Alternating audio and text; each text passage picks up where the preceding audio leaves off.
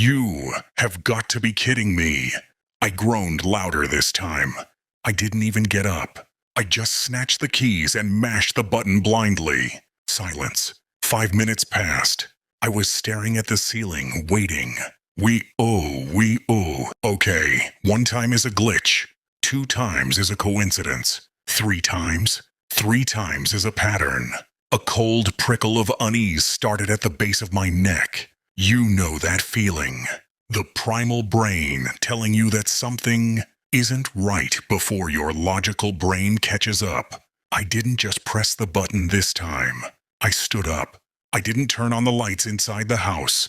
Some instinct told me to stay hidden. I crept to the window, peering through the slit in the curtains. I pressed the fob.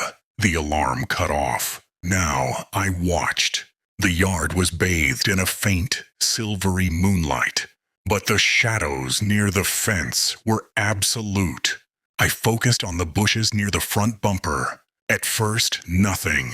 Just the wind moving the leaves. But then, a shadow detached itself from the darkness. It wasn't an animal. It was too tall. It wasn't a human.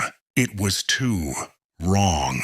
A silhouette rose from behind the shrubbery. It was gaunt, stick-thin.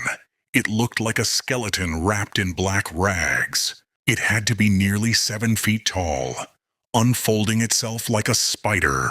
I watched, paralyzed, as it moved toward my car. Its movement was jerky, unnatural. It raised a limb, too long to be a normal arm, thin as a reed, and thumped the tire of my car. The alarm blared again.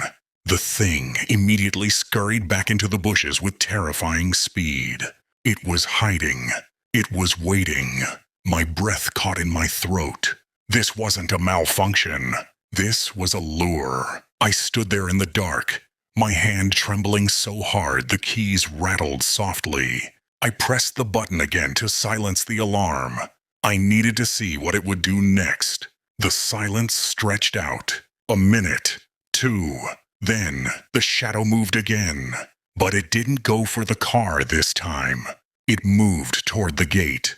I watched as it effortlessly stepped over the fence. Not climbed, stepped.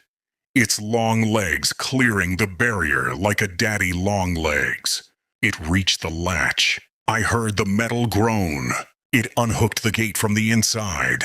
It opened the way. It wanted a clear path. Panic, cold and sharp, flooded my system. Who is this? What does it want?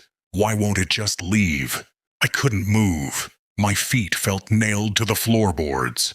A wave of goosebumps washed over me, from my scalp down to my heels, vibrating through my bones. My mouth tasted like dust. My mind raced, painting horrific scenarios. Is it going to break in?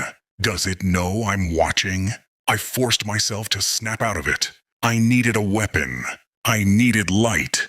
I needed to do something other than stand there like a lamb, waiting for slaughter. I turned to run up the stairs, thinking I could barricade myself in the bedroom. But as I passed the hallway window, the big one that looks out onto the porch, I froze.